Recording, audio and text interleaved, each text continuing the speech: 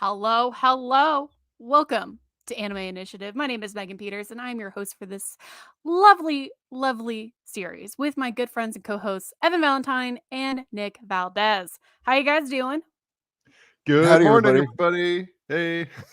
Yes, it has been a busy morning us here at Comic Book. I know I'm preparing to do a lovely junket, which I'll be able to talk about on this podcast before too long.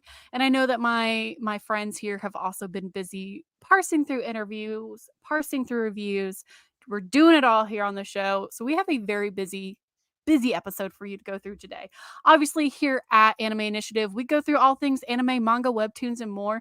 It is the best and really the only place where we talk about all of those good little things here at Comic Book. So please enjoy. Obviously, we have some big news that has come out in the last week or so. If you did not realize, if you've been living under a rock, One Piece Day has officially come and gone for Mm. 2024, and we finally got our first kind of in-depth look at what the One Piece remake is going to be looking like. For those that do not know, Wit Studio is working to create a basically anime remake from episode 1 of One Piece for Netflix. So we will be going through that in our deep dive. But first, we have a bunch of news items to run down, including an exclusive interview that Comic Book did with Kohei Horikoshi, the creator of My Hero Academia, as well as some Pokemon news. And Nick here has just been able to share his thoughts with the world about Rick and Morty, the anime. So we will be going through that. Now, first, we have to do some shameless self promotion, especially for me, because as we know, I am the biggest possible fan of My Hero Academia. And even though the manga has ended, I told you guys, everybody listening, that we were still going to be involved in covering everything about the show. So, if you did not know, we were able to, at Comic Book, with the help of Toho International, do an exclusive interview with Kohei Horikoshi, who is the creator of My Hero Academia. For those who do not know, I was able to interview Kohei Horikoshi way back when, I think in like 2018 at San Diego Comic Con, and he was the coolest dude ever to meet. Now, I've been able to talk to him in light of the release of My Hero Academia Your Next in Japan, ahead of Toho's release of it in North America and the United States. So we just kind of want to go over a couple of things that we learned in this interview because some of it was really surprising to me and some of it wasn't surprising to me. What wasn't surprising to me is that Spider-Man 2, Sam Raimi's masterpiece of a film, is one of the major things that influenced Horikoshi's idea of heroes as he was creating My Hero Academia, which truly I love. Evan, what do you think about that?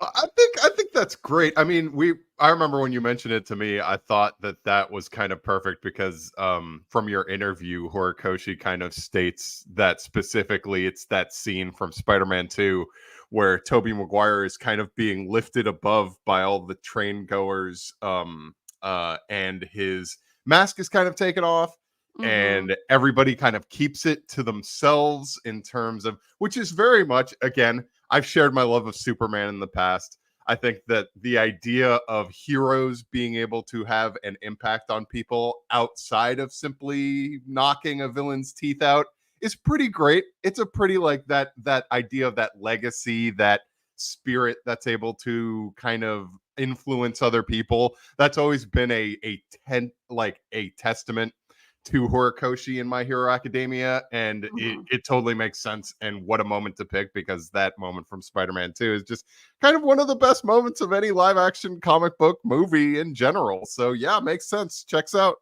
Like the Marvel Cinematic Universe wishes. Like it wishes it had that moment, If right? only. Like maybe that's just me. What do you think, Nick? Oh, is Oh, Nick Nick, muted? you're muted. Oh no. Uh-oh. I think we've temporarily had some technical issues, but if I could guess, I'm assuming Nick quite enjoyed that moment. Um, Beyond what we learned about, My Hero Academia and its connection with Spider-Man 2, which again, I'm going to plug here as one of the best not just, I mean, I wouldn't even say like pre-Iron Man Marvel movies, just one of the best Marvel movies, that there are, live Oh, action, animated, anything like that. I don't feel like that's a controversial opinion, but I'm sure there's some people who are gonna come at me for that. Uh, One, I love that. If you aren't aware, Kohei Horikoshi is a massive comic book fan, and I mean massive. When I interviewed him back in 2018, the man literally was like going to his lunch break and asked to talk to me a little bit longer than my interview slot because he wanted to talk about uh Superior Spider-Man. So like mhm. he loves Marvel Comics. He really loves Spider-Man. So we can at least, we know that's there. So, my thing is maybe his next manga series whenever it comes out gives a little wink and a nudge to Superior Spider-Man. I don't know. Maybe we'll see. The other thing Mhm. we need to mention from this interview is that Kohei Horikoshi, admitted basically outright that he was going to just straight up quit art if My Hero Academia didn't do well. During this interview with us, he said when his second serialization was canceled, Horikoshi thought to himself, "I'll never be able to draw manga again." So he drew My Hero Academia thinking that if it didn't work out, he would just quit it entirely, which is the reason why Kohei Horikoshi drew My Hero Academia with the intention of making a story that would encourage people who made mistakes in their past or had their hearts broken to make them want to try again. He said this kind of in reference to characters like Bakugo and Endeavor when talking about their redemption arcs. And when he said that, like legitimately, I kind of wanted to cry a little bit. It's weird thinking of a world where My Hero Academia didn't get to continue or didn't get to happen. Like maybe if it had like a really slow arc at the beginning and it got canceled, like what we saw with Masashi Kishimoto's, Samurai series, that would have I can't imagine. Yeah, they Like, did. You did. I remember reading, and I can't remember if it was your interview specifically, but I remember reading the idea that Horikoshi had like pushed up that All Might versus yeah. All for One fight, Mhm. which is very interesting because it's like that fight felt organic in terms of like when it arrived in the story, but also the idea that he was like, we need to do this now in case this gets canceled. I mean, like him having PTSD from is totally understandable from having his past series. Like, they didn't get the runs that they should have initially, but him being Right. able to find success and strike gold with My Hero Academia is, it's reassuring. Mhm. It's great. It's fantastic. We got an amazing story out of it. Thumbs up.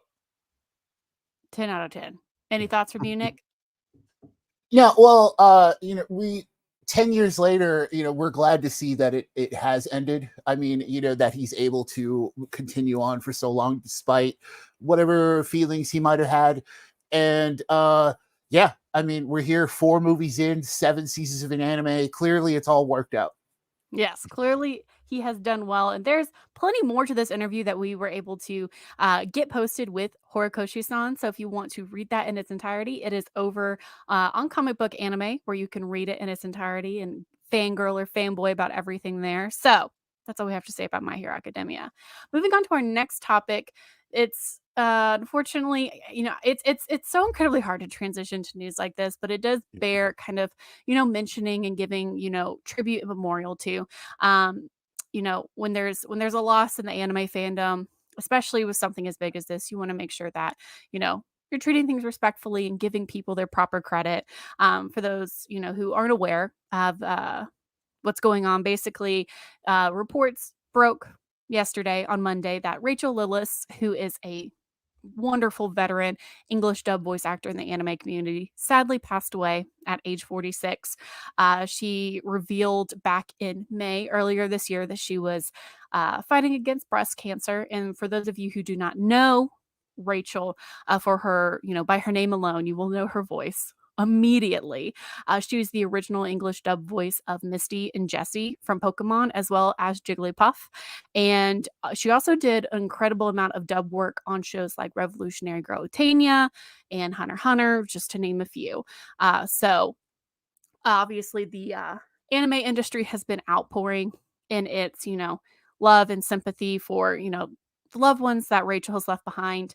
Um, and for me here, I wanted to mention this on the podcast because I wanted to be Misty so bad when I was a kid. I don't know if you guys watching Pokemon ever felt that way about, any of the characters. Like, there were 2 things I wanted to be growing up in my Pokemon era when I was, like, 5 years old, and it was Misty or it was Vaporeon. I wanted to be one of the 2. I thought Misty was the coolest character. I love that she was afraid of bugs. I thought she was so cool because she loved water Pokemon, and water Pokemon, even to this day, are like my favorite characters and monsters that I always will usually pick for my first starting team. Like, I will always go with the water starter the first time around in a Pokemon game. So I thought Misty was just the coolest character. I Man, like, I can just hear Misty's voice in my head right now, like, and it's Rachel's voice that brought that voice to life, for me as a kid and growing up with that character. It's so weird to be able to, now as an adult, cover this kind of news. It's nothing short of tragic, but it's something that, now I can look back on and realize, like, just the kind of impact that, you know, this voice actress had on my life, knowing that she brought Misty to life. It's it's weird, but it's also a very, um, important thing, I think, for me to look back on, to be like, my entrance to anime that has led me to my current point in life began with Cardcaptor Sakura, Dragon Ball, and Pokemon, and Misty was a huge part of that. So, um, it's just it's such hard news. Mhm. I think that, like, when you look at the achievements of voice actors in general, their reach and the impact that they had on people is like incalculable. You know, Mhm. Megan, with your story in general, for me, she was actually the voice actress of Princess Charlotte in Berserk, Mm. which I discovered the other day. Which, again, amazing. She was an amazing talent and just gone too soon. I think that you can sometimes forget just how impactful some of these folks, some of these voice actors can be, and I think that that is really for myself when it comes to doing what we do, what our team does, being able to celebrate the lives of people like this as well as being Mhm. able to celebrate this art form is like makes me so happy to be able to do what we do, but also like showing how this has changed people's lives. And I hope that creators and voice actors and everyone and animators know the impact that they're having on people, and I love being able to spread that message in general. It's I'm thankful every day for that, and I hope that she knew as well the impact that she had on people's lives. Mm. Yeah, So, cancer sucks. Like there are Mhm. yeah, words I wish I could say that on this show that I cannot say about it. It has yeah. done irreparable damage to my family, to my life, and in so many ways to so many people I know, and it just sucks. There is nothing in the world as damaging as it. Of course, but it is just terrible, and it is the worst thing, and it sucks because it means another loss that you just we will not feel the entire weight of for a long, long time. It's just going to keep there. It's just going to Mhm. be its own kind of cancer. Just like, man, we this was a person who meant so much, and it sucks. It really does. Mhm. I mean, the thing that I love reading about is, Eric Stewart, Veronica Taylor, a bunch of people who are connected with the original Pokemon English dub, have posted really great tributes to Rachel, and every single one of them have in some way said that she would hate all the attention because she was such like a, you know, kind person who didn't wanna make a big deal about anything, but, the fact of the matter is the impact that she had on the anime fandom for, people in their 20s, their, 30s, around there. I mean, even younger kids who go back and, are rewatching the Pokemon dub. I mean, it is a massive deal, and her work will be greatly missed in the industry. So we wanted to take time on the show to honor, the legacy that Rachel created as a voice actor, across the anime fandom here in the United States.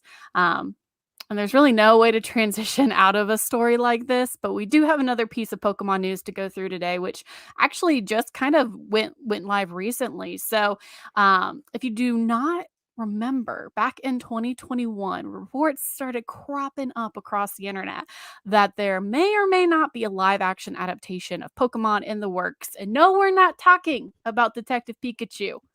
We are talking about a live action adaptation that Netflix was working on with screenwriter and showrunner Joe Henderson, who you might know from Lucifer. Um, Reports kind of cropped up, said that this project was in the works. It was actively being developed. And 3 years have gone by and we've heard nothing. Nothing has happened.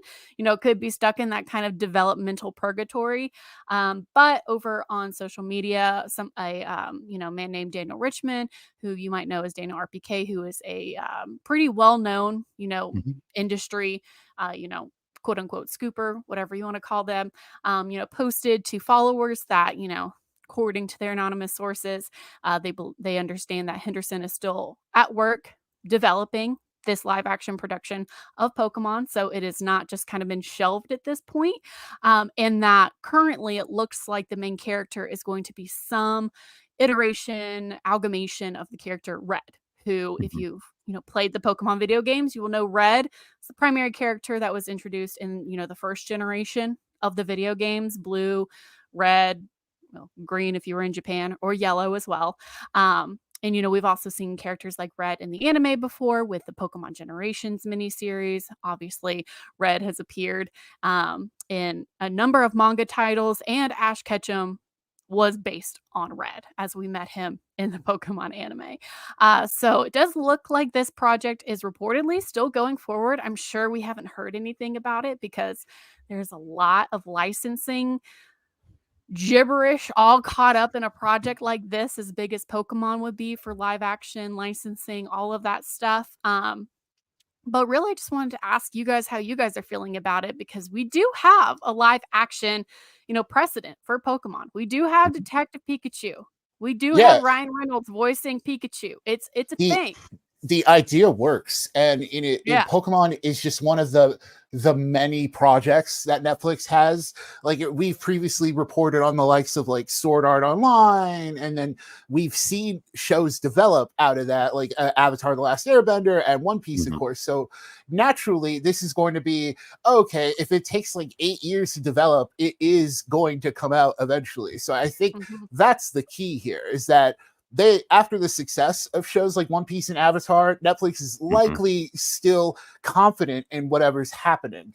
And Mhm. I think it'll all be fine as soon as we find out if the Pokeballs are real or not. That'll be the key for me.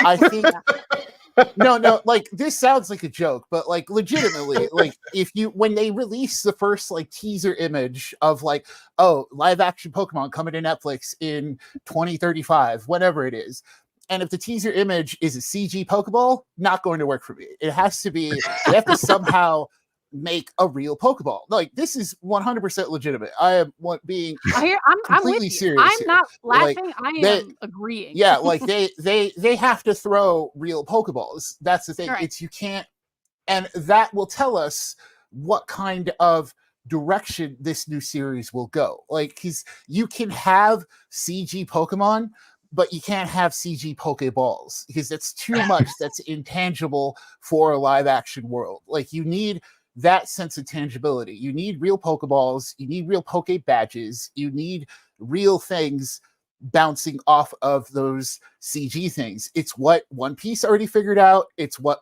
Avatar's still kind of figuring out. Mhm.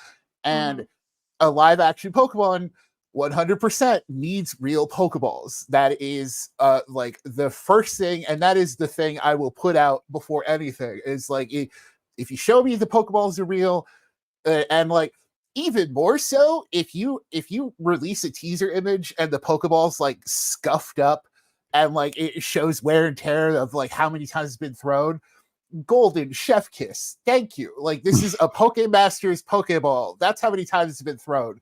That's Mhm. how you get people interested. This is how you get people who watch Pokemon when they were younger into the new series. This is how you get a whole new audience. If you give people that real Pokeball, you will get people. You can't do CG. You just cannot. CG Pokemon, yes. Real Pokeballs. You just gotta do them. You see, Honestly, I was laughing because I thought you meant like they better create real ones that we can use in the real world that we can use, like to catch no, stray dogs, stray cats. You can have them battle each other. I will say this: your thesis about this live action project is genius, Nick. That is, the talking about the tangibility of like having these kind of real props. That yeah. has never crossed my mind a single time until now, and that is incredibly true for like how One Piece got points of success, like with like Yes. Luffy's straw hat and its ships, like those kind of tangibility things really ground that entire crazy world, which is Yes. what Pokemon needs. Pokemon is a very incredibly wild world to dive into, and having something even as small as like tangible Pokeballs that are like, the actor is holding that in their hands and using it like Yes. that. Mhm. That's That's the it. key. Like That's it. that's it. And like I hope Joe you can Henderson's listening to this episode. you can hire on like the folks at the Henson Company to make yeah, there will always be Stop a it, level. Evan, right now. If they got the freaking Jim Henson puppet people to make me truly. They made a Togepi I'm gonna cry, actually, if I think about it much more, because, the Jim Henson Company crushed their take on Five Nights at Freddy's. I don't care what you think about the movie itself, but the actual suits that they made for the animatronics Oh yeah. Mhm. slapped. Yeah. Yeah, I mean, I know they can't do every Pokemon that way. That's impractical. But like Togepi would work. Togepi would be fine. Yeah, But like anyways, the beauty of it is that we've already seen a live action Pokemon. We've seen Mhm. how yeah, it could work. We've seen CG designs that were skewed more toward realism than the cartoon versions of themselves. So like right. we have seen it. So it's Mhm. not outside of the realm of possibility to see what a new one could look like. So the work has already been done, you know. I mean, One Piece is doing the work. As soon as we see what Tony Chopper looks like in One Piece at Oh, Netflix, that'll tell we'll us. have an That'll tell us. That'll idea let of us. what they could do for Pokemon. Well, We're yeah, we'll all look at waiting. it. We'll be like, that's Pikachu, right? Like, we'll look Yeah, at Chopper and be like, there's your Pikachu right right. there. However you made Tony Chopper in the live action One Piece, assuming it's good, that's how you do Pikachu. So, that's currently that's our current latest, rumor report update on the live action Pokemon series. The update is basically, yeah, it's still actually happening, and stop asking about it. So, continuing with our news rundown, this one goes straight to Nick because our resident expert on Rick and Morty was able to share his official review for Rick and Morty, the anime, ahead of its premiere. Nick, thumbs up or thumbs down? So, okay, this is complicated. Oh, There's an no. asterisk I to like this. that. I like It, complicated. it's a thumbs up, but it's a thumbs up for a very for me.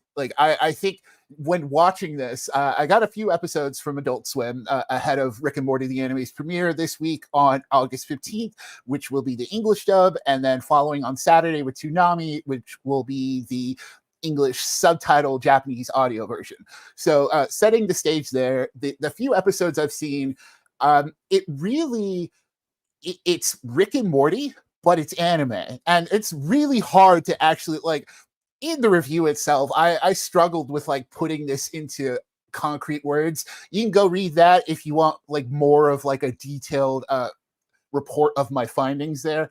But it's a Rick and Morty where instead of throwing out an idea for let's get the biggest laugh, let's get the biggest joke, let's undercut a science fiction idea for the sake of a joke, this show instead is let's steer completely into that idea and kind of see the more, let's experiment with it, let's see philosophically where this idea goes. Like the premiere itself, so it kind of, it's like a time loop that kind of folds in on itself, but also within a multiverse. It's super complicated because, well, it on paper, it's just Morty playing a VR game that Rick made, but then Rick also realizing that he's within a time thing.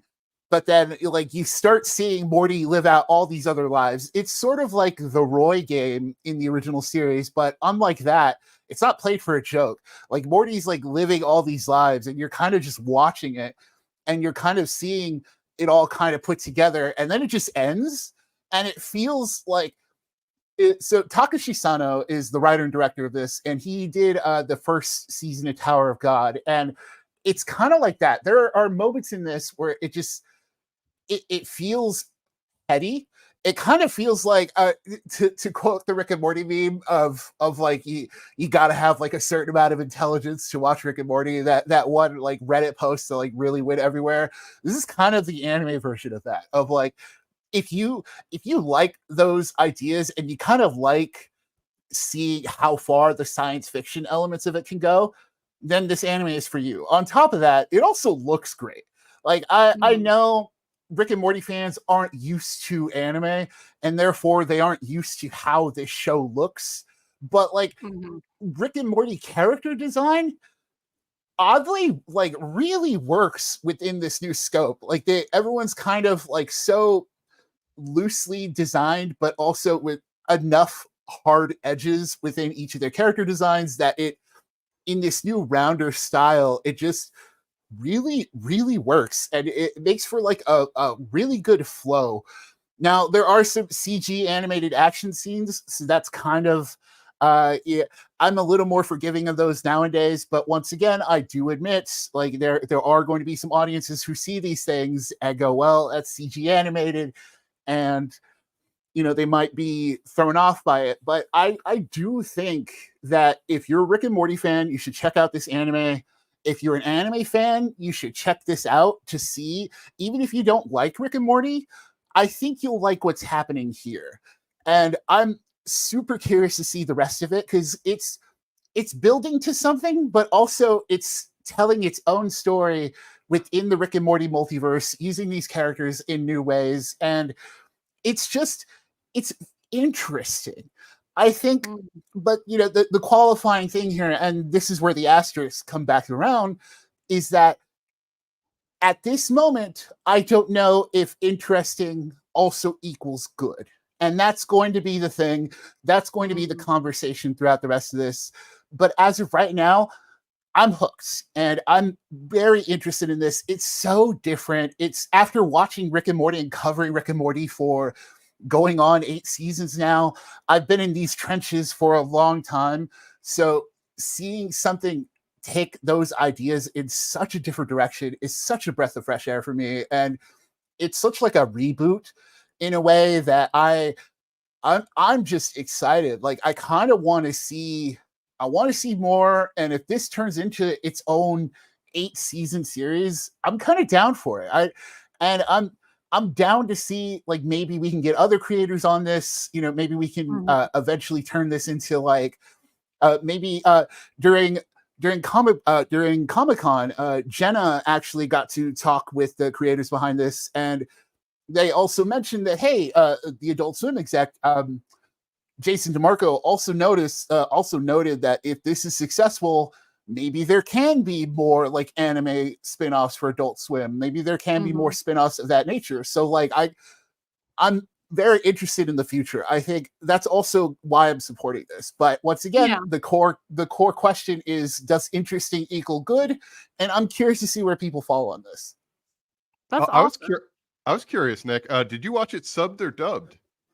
It's dubbed. The screeners they sent over were dubbed, and I do want to watch it subbed. That's the other thing. But also, once again, I will, like, as we've said before, and as we said on this show, this episode too, like, dub actors are great in their own right. So whatever version that you're going to watch it, you'll be just fine. Like, everyone sounds like what they're supposed to sound like, and it works. It works. Well, that is definitely good to know. So if you love anime, if you love Rick and Morty, if you just like adult animation, it's definitely worth checking out this series as it premieres on August 15th. So With that said, we have one small little news bit to go through before we take a break and go into our deep dive for One Piece. And I say it's a small news bit, but it's not small in terms of impact. So we just kind of wanted to briefly cover the situation because if you are familiar with anime or animation in any way, shape, or form, you'll know in the last 7 days or so, the industry has been struggling. I'm trying to think of like the right word, but I think struggling Yeah. is about as good as we Mhm. can put it because unfortunately it does it doesn't seem like it. It is confirmed. Unfortunately, Netflix, one of its post-production partners was targeted in a massive hack by leakers and they got a absolute metric ton of anime content that has been posted online ahead of time illegally and well before its official release. Unfortunately, series like Dawn to Dawn have been impacted, Ranma One Half, the Mononoke film, Terminator Zero, even parts of Arcane Season 2 and other animated projects, that are related to SpongeBob at Netflix. Those are all things that have been impacted.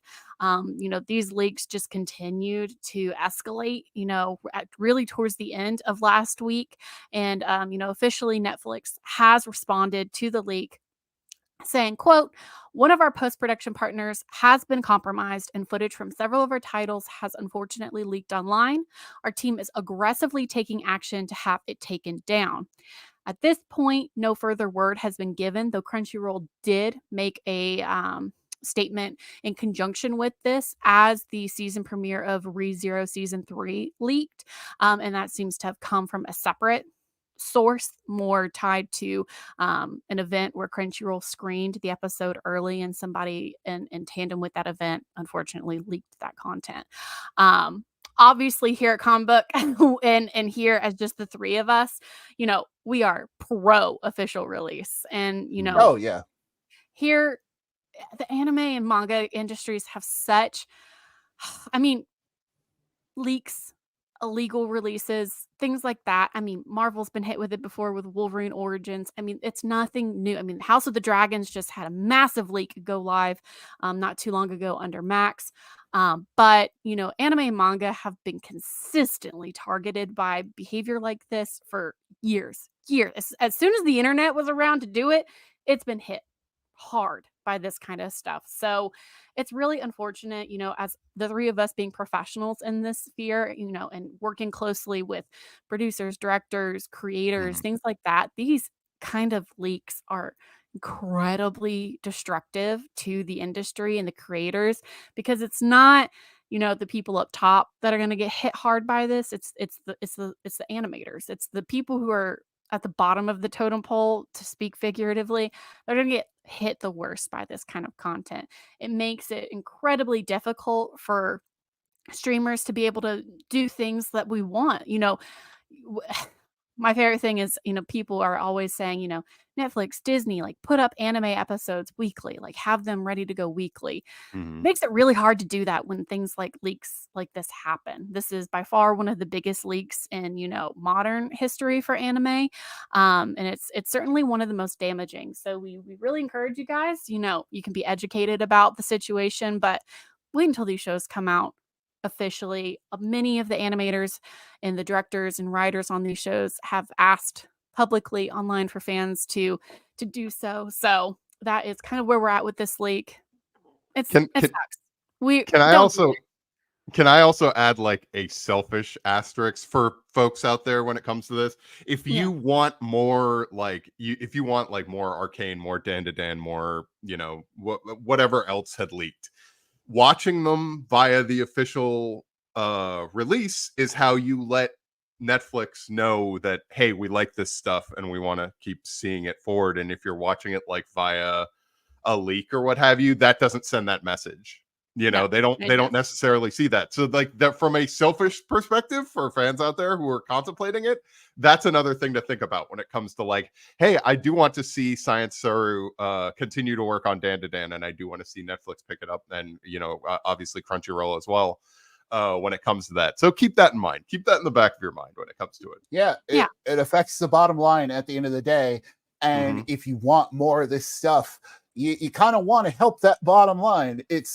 it's also how, like we've said in the past, how we get Netflix to really tell people that the anime that they have anime shows on their platform is if also when they come out, we support them in the right way instead of trying to see them early. And I get the desire. I 100% understand the desire to see it. These are some of the most anticipated new releases of the year. But also when they hit officially and you get to watch it like on your TV or on your phone or however you watch it, but like in the full way, it with its full subtitle production and everything, and then watch it with everybody else, the experience will be so much better and so much worth waiting for.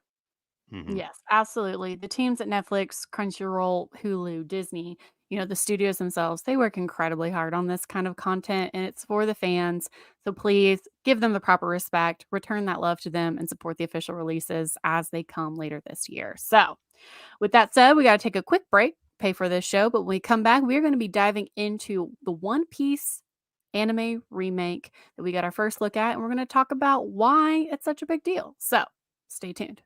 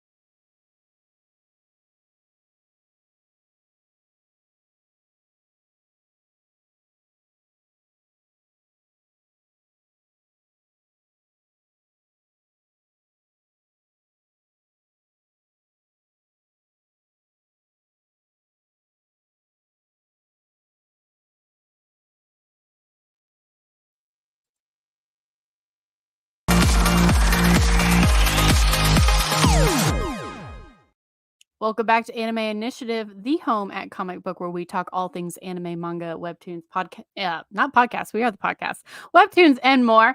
We're here to talk about One Piece. Honestly, I am, number One Piece stan here at Comic Book. I feel like that is a safe reputation for me to have.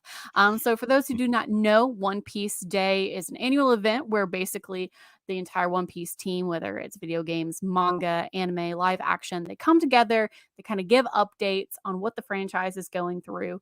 And the biggest update that we got this year for One Piece Day has to do with The One Piece, which is the anime remake that Wit Studio is working on that will be released on Netflix at a to be announced date. We don't have a date yet for when the show is going to be going live, but we got our first look at what the show is going to look like thanks to some character designs and concept art. We were also informed of the staff, which we will be going over shortly. But first, let's kind of talk about why One Piece remake is happening. This project was announced like a year ago, basically. And I feel like it would be appropriate to say a lot of fans their first reaction was why? Why are we getting a One Piece remake? Because if you're not familiar, the original One Piece anime, which began in 1999, it's still ongoing. It's not over by a long shot yet. We still have a lot of content to cover in that One Piece anime that Toei Animation oversees. So the fact that we're getting a remake, a lot of people, their first reaction was why? Why are we getting a remake? I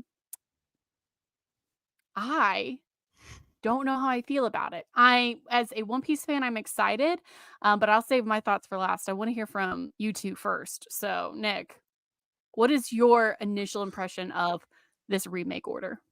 Oh, I'm all for it. Like this makes all the sense in the world. This once again touches on topics we've covered in previous episodes. This is this is a remake to get a whole new generation of fans into the show. This means there's a new way to approach the monolith that One Piece has become. You look at it and you're like, yeah, that's 25 years of a series. And the thing is, as much as we can talk and be like, oh, well, just watch it.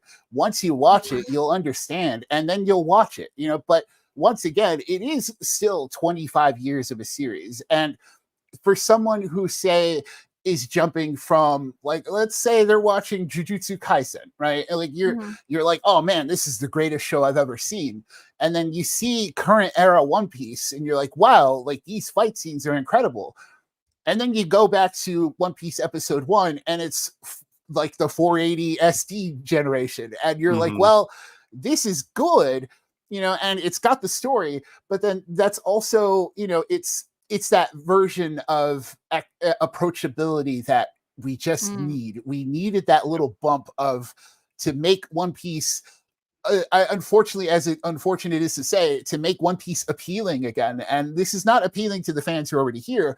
This is to bring in the new fans. Because, yeah, Mhm. 25 years, that's a long running series. There are 25, like there are people who are just being bored, like who like within that time who've never seen it. So this Mhm. will be the way to see the anime, and that's why the live action version exists also. It's so Mhm. people can enjoy One Piece in this new way. So I'm all for it. This is just, and for fans like us who've been here since, in the trenches for however many years, it's just more One Piece. And I Mhm. don't think that's ever been a problem for any One Piece fan ever, right? Mhm. Mhm. That I is correct.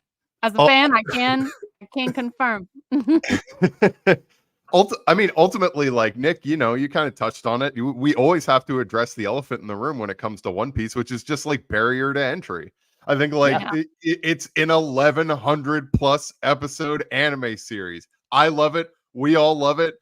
But holy crap, there's so many episodes, But and there's it's just like 1100 episodes, right? yeah, Like you yeah, have and, to Yeah. you and have to admit that. Yeah. you have to admit that. And if you wanted to and like listen, One Piece is it has a very large fan base obviously, but like I can tell you that for me, when I talk to my friends who do not know about One Piece and they're not as big into anime in general obviously as I am, when I talk with them about it and I show them stuff, like a lot of them got into One Piece thanks, as Nick had kind of touched upon, was like the live action series. The live action series did a really good job of introducing the world, showing these characters, how does the world work, and then when it'll kind of continue from there, it'll be like a snowball rolling down a hill. And with Wit Studio coming on board and starting from the beginning, you're able to kind of take people by the hand and say, okay, we're going to stick a little more closely to how the manga did it, the manga stories in general, and kind of move forward from there, and maybe kind of show more of a condensed version of One Piece in general, but also add just the amazing work that Wit Studio does with their animation in general that didn't necessarily exist when the show originally started in 1997, I believe.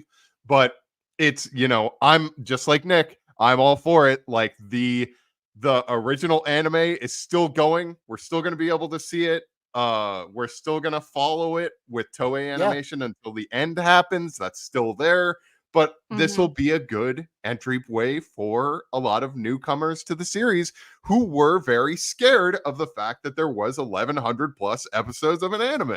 And I mean, it's Yeah. understandable. That's a lot to watch. Right. And I mean that is obviously the biggest kind of, issue that kind of gets in like the way of One Piece's accessibility. It's not a matter of being able to find it now. You can find One Piece all over the place legally Mhm. streaming or the manga even.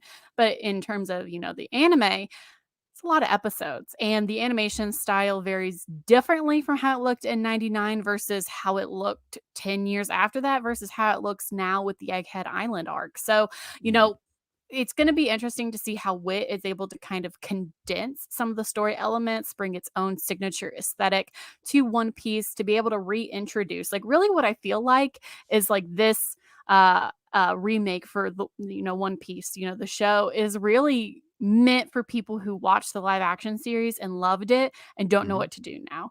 It Yeah. feels like this series is it's really meant for them. And I was lucky enough to be able to interview some of the One Piece executive producers a couple years back for One Piece Film Red. And at the time they said that they were making that movie, of course with the virtual idol Ado, they brought her into this to do all of the, the incredible music for One Piece Film Red, because they wanted to bring in a new audience. They wanted to bring in music and bring in, a brand new generation of fans with One Piece Film Red. And it was incredibly successful. It's been re-released in Japanese theaters like 4 times. It's coming back another time later this year. The live action series has kind of reinvigorated that interest. So this remake is kind of now following in line, especially as the original One Piece anime and the manga as well is kind of starting to, toe into its final saga. We still have plenty of arcs left to go before Ichiro Oda is done with One Piece, but this remake is kind of giving us a lower barrier to be able to enter the franchise. And one thing that we do have to mention is, obviously, we've said it a couple times now, Wit Studio is, the primary team that is doing the animation on this project.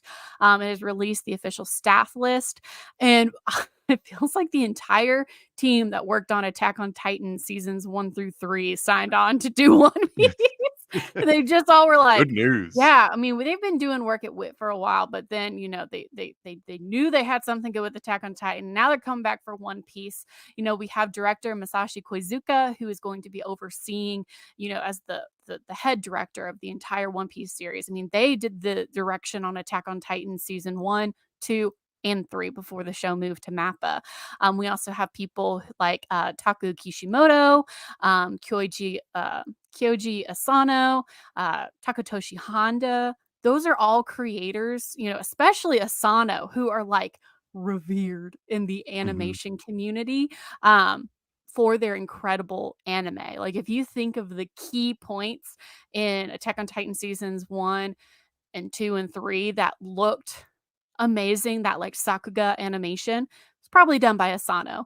They're bringing in other people like Yasuhiro Kajino and Eri Taguchi and Ryoma Kawamura, who are all kind of who oversaw production or animation on Attack on Titan, to do some of these higher level, chief animation director, art director, animation producer head, like all of these roles.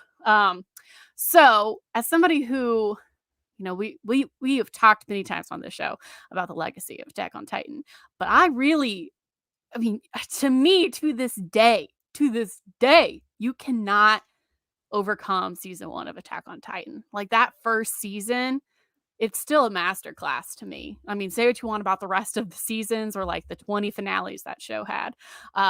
The season 1, immaculate. And that whole team is coming in basically to oversee this One Piece remake. So I'm in for it. Also, because this remake will be, not subjected to kind of the rigorous censorship that you would see for a TV anime, since this is going straight to streaming, and then from there might be co-opted by, different networks overseas or, wherever that might be. Since this is going to be primarily a Netflix show, some of the concept art we have seen for the One Piece remake, it looks a little bloody. Like, it looks like we might get a little bit of the darker vision that kind of got smoothed over by the anime, because if you look at the One Piece manga by Oda-san, I mean, there's some dark things that happen in terms of, injuries, things like that. So I'm definitely interested to see how this goes. What do you guys think? What I'm most interested in is the fact that the director himself also said that he's interested in the long haul for this. Like, this is the thing. He has stated that if there is an interest and if there is a response, that he's willing to work on it. He's approaching it as a long series, which, of course, like we just talked about One Piece being like, yeah, that's 1,100 episodes of an anime. This remake wouldn't have as many, but as much as like you two will know, is Wit Studio is a lot of one and dones. Like, we just Megan just finished mentioning how emphasizing that, yeah, Attack on Titan's first 3 seasons before eventually moving over to other productions, and that's kind of Wit Studios' bag. They do like 1 or 2 season shows, maybe 3. Like, they just and then they kind of move on to other projects. So that's gonna be my thing here, is like, if they're dedicated to doing One Piece, then I am in it, and I think that's what's most interesting to me so far. Yeah, it looks good. It looks so good.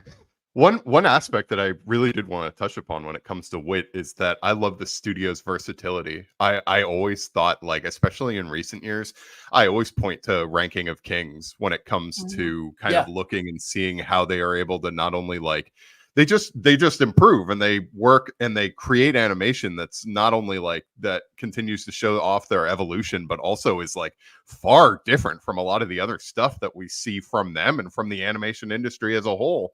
And especially with, like, obviously they worked with Cloverworks on Spy Family. They've been working on Great Pretender. Is Mhm. another great one that I think kind of falls under the radar, but has like amazing animation that just kind of is kind of unlike anything.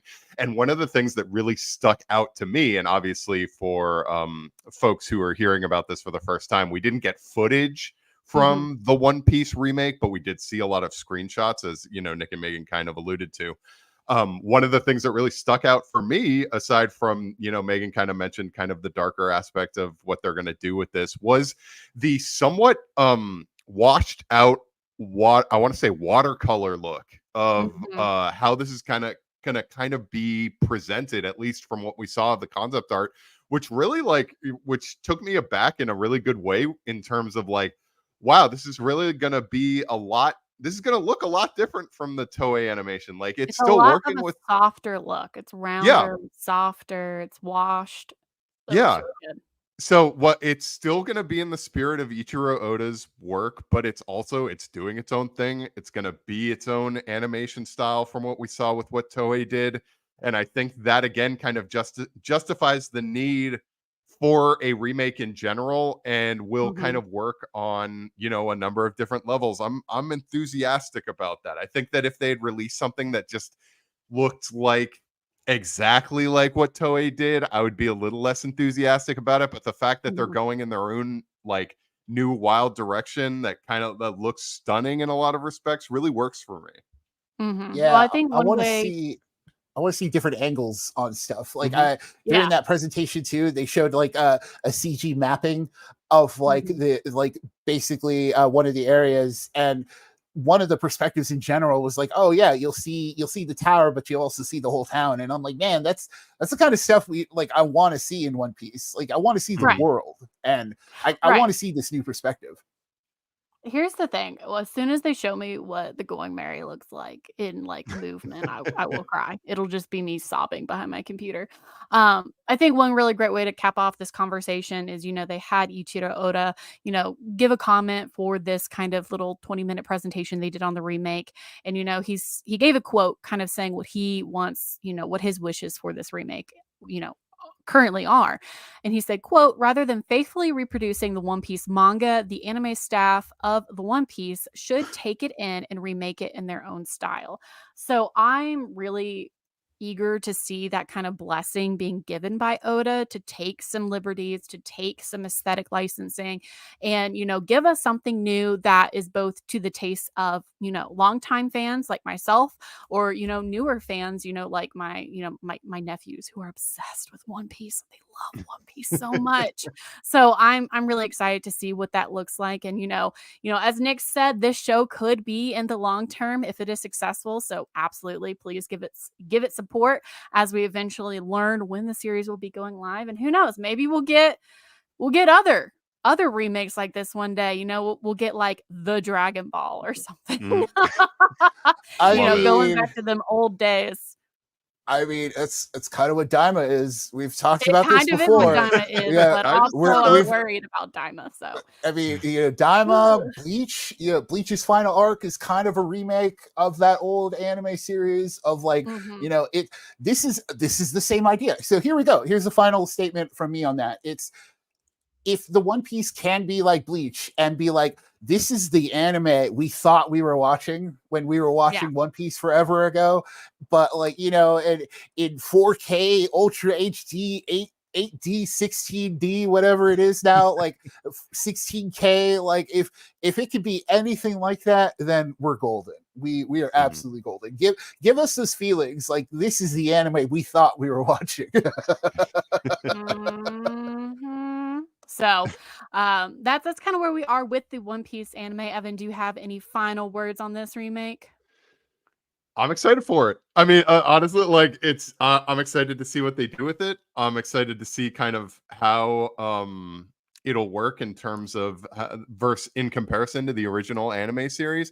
But also, I am excited for the idea that this lights the fire for more remakes. I want to see a Dragon Ball Z remake. I think it's been long enough that like it would work well. And yeah, we said that Daima is something of a remake, but I would love to see Dragon Ball Z again with a new like higher quality of animation style. I think that would be cool. So like yeah, there's a lot of possibilities that are opening up with the One Piece.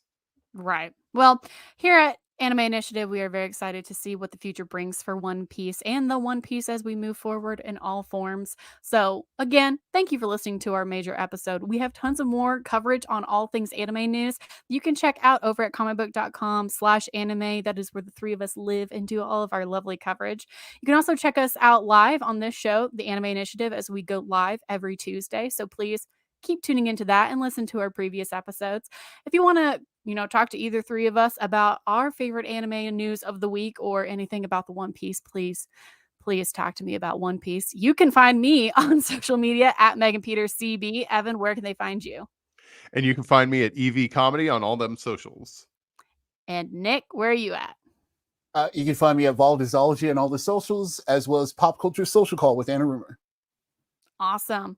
Well, until next week, thank you for joining the Anime Initiative, and we will be talking to you guys soon. Bye.